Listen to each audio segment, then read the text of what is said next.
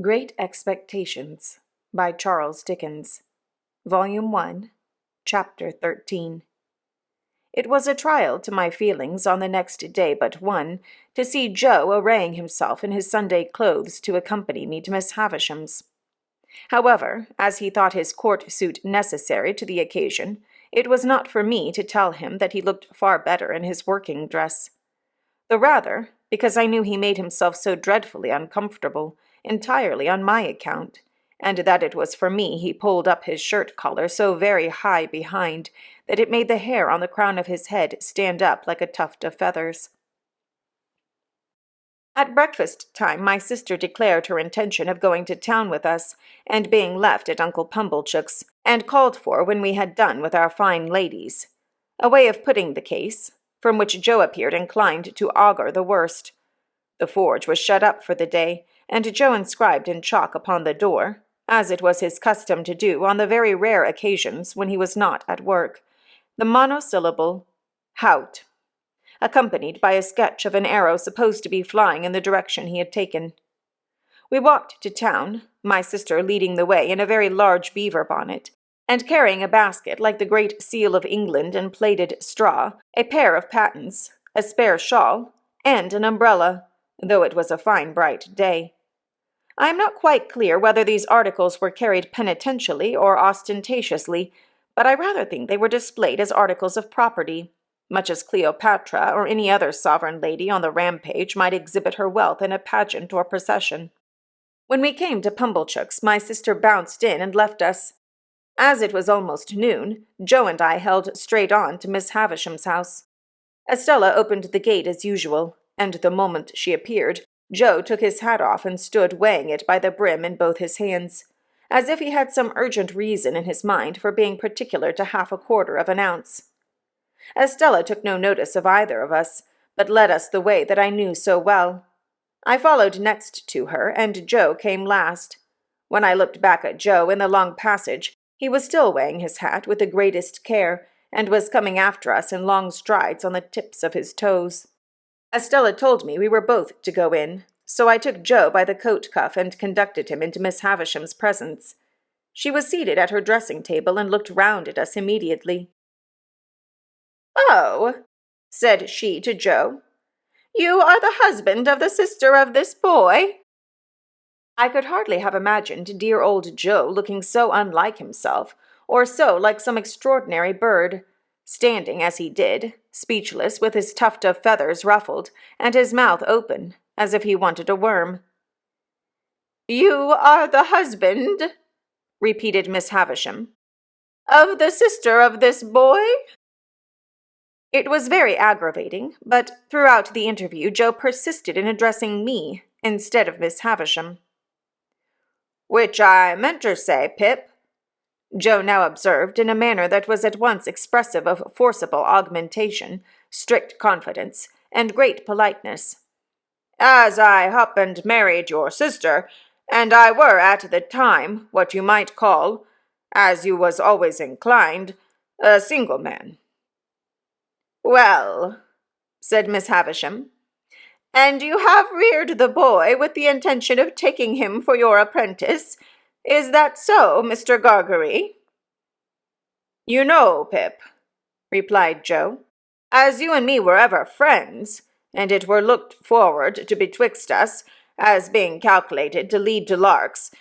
Not but what, Pip, if you had ever made objections to the business, such as its being open to black and sut and such like, but not what they would have been attended to. Don't you see?" "Has the boy," said Miss Havisham, "ever made any objection? Does he like the trade?" "Which it is well beknown to yourself, Pip," returned Joe, strengthening his former mixture of argumentation, confidence, and politeness, "that it were the wish of your own heart." I saw the idea suddenly break upon him that he would adapt his epitaph to the occasion before he went on to say, "And there weren't no objection on your part, and, Pip, it were the great wish of your heart." It was quite in vain for me to endeavor to make him sensible that he ought to speak to Miss Havisham. The more I made faces and gestures to him to do it, the more confidential, argumentative, and polite he persisted in being to me. "Have you brought his indentures with you?" asked Miss Havisham.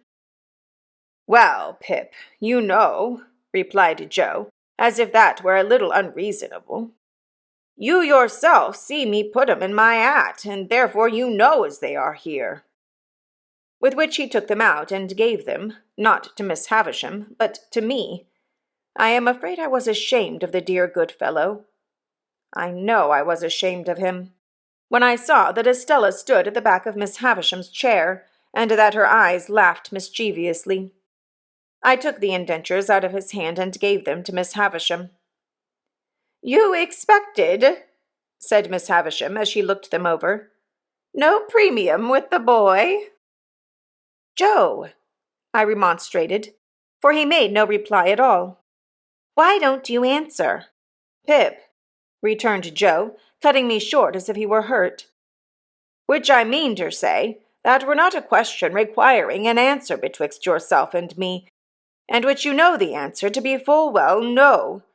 You know it to be no, Pip, and wherefore should I say it?"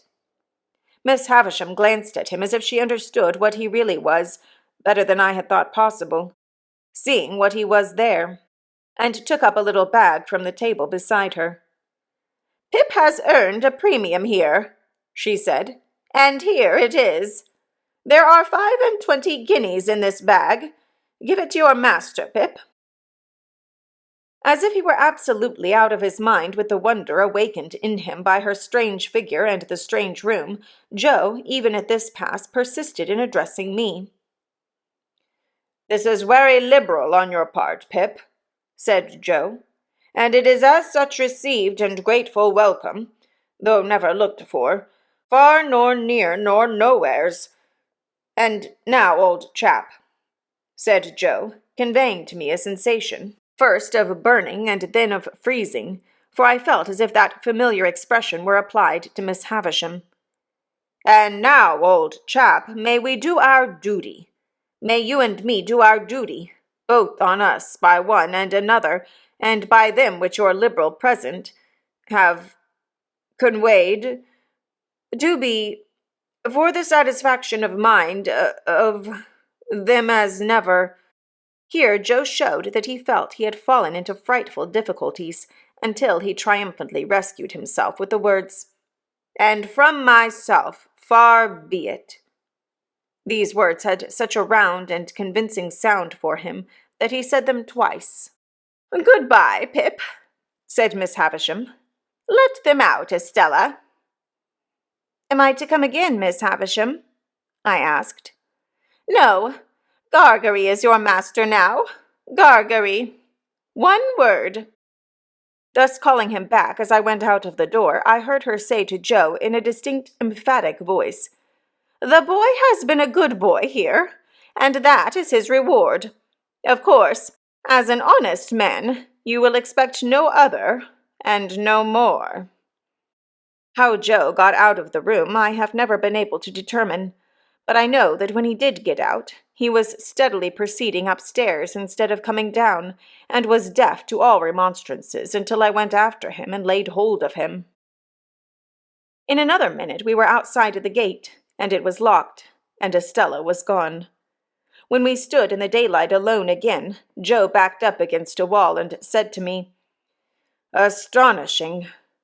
And there he remained so long, saying, "Astonishing," at intervals so often that I began to think his senses were never coming back. At length he prolonged his remark into, "Pip, I do assure you, this is astonishing," and so by degrees became conversational and able to walk away. I have reason to think that Joe's intellects were brightened by the encounter they had passed through, and that on our way to Pumblechook's he invented a subtle and deep design. My reason is to be found in what took place in Mr. Pumblechook's parlor, where, on our presenting ourselves, my sister sat in conference with that detested seedsman. "Well," cried my sister, addressing us both at once, "and what's happened to you?" I wonder you condescend to come back to such poor society as this. I am sure I do." "Miss Havisham," said Joe with a fixed look at me, like an effort of remembrance, "made it very particular that we should give her, were it compliments or respects, Pip?" "Compliments," I said. "Which that were my own belief," assented Joe. "Her compliments to Mrs. J. Gargery." "Much good they'll do me," observed my sister, but rather gratified, too. "And wishing," pursued Joe with another fixed look at me, like another effort of remembrance, "that the state of Miss Havisham's health were sich as would have allowed, were it, Pip?" "Of her having the pleasure," I added. "Of ladies' company," said Joe, and drew a long breath. "Well," cried my sister, with a mollified glance at Mr. Pumblechook, "she might have had the politeness to send that message at first, but it's better late than never. And what did she give young Rantipole here?" "She give him," said Joe, "nothing."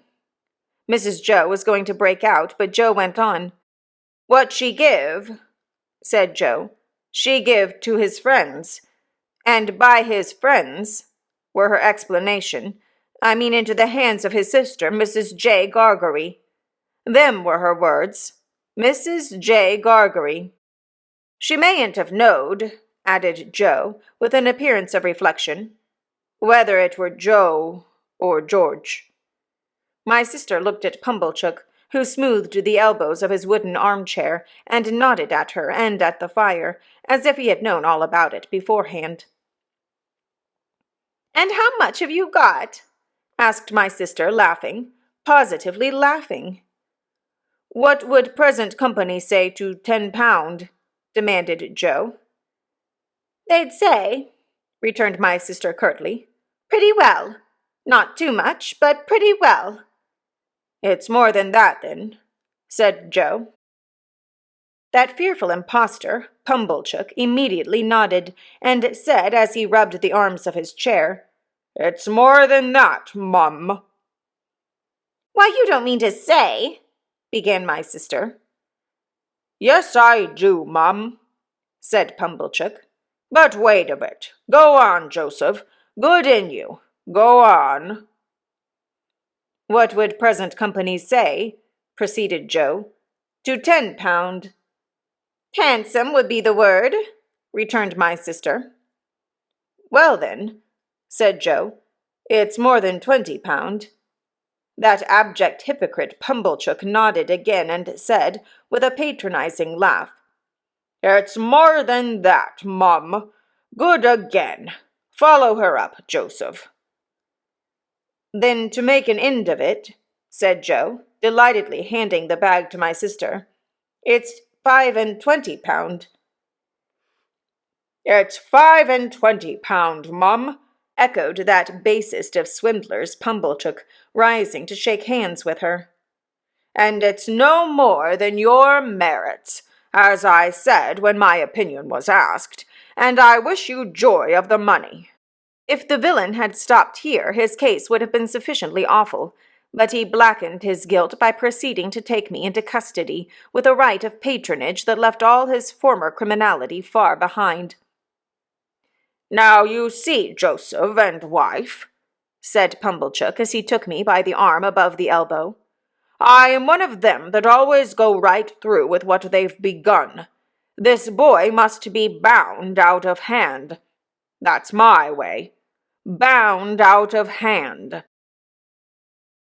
"Goodness knows, Uncle Pumblechook," said my sister, grasping the money, "we're deeply beholden to you."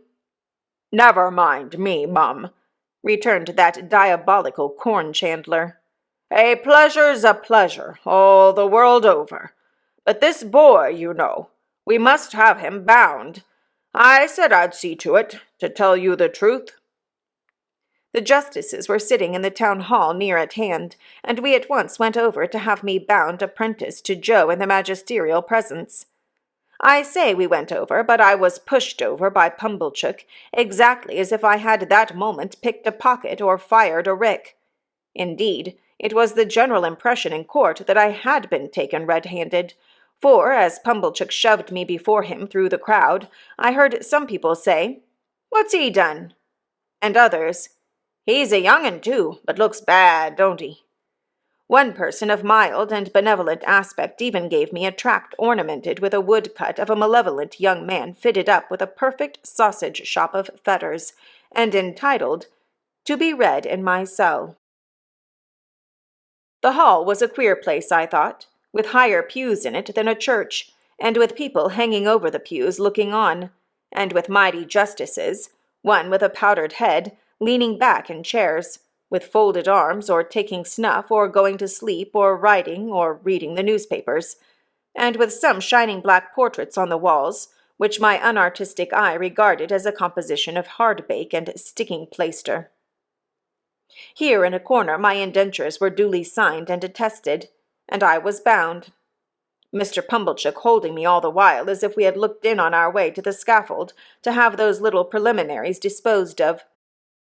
When we had come out again, and had got rid of the boys who had been put into great spirits by the expectation of seeing me publicly tortured, and who were much disappointed to find that my friends were merely rallying round me, we went back to Pumblechook's. And there my sister became so excited by the 25 guineas that nothing would serve her but we must have a dinner out of that windfall at the Blue Boar, and that Pumblechook must go over in his chaise-cart and bring the Hubbles and Mr. Wopsle. It was agreed to be done, and a most melancholy day I passed, for it inscrutably appeared to stand to reason, in the minds of the whole company, that I was an excrescence on the entertainment. And, to make it worse, they all asked me from time to time, in short, whenever they had nothing else to do, why I didn't enjoy myself, and what could I possibly do then but say I was enjoying myself, when I wasn't. However, they were grown up and had their own way, and they made the most of it. That swindling Pumblechook, exalted into the beneficent contriver of the whole occasion, actually took the top of the table, and when he addressed them on the subject of my being bound, and fiendishly congratulated them on my being liable to imprisonment if I played at cards, drank strong liquors, kept late hours or bad company, or indulged in other vagaries, which the form of my indentures appeared to contemplate as next to inevitable, he placed me standing on a chair beside him, to illustrate his remarks.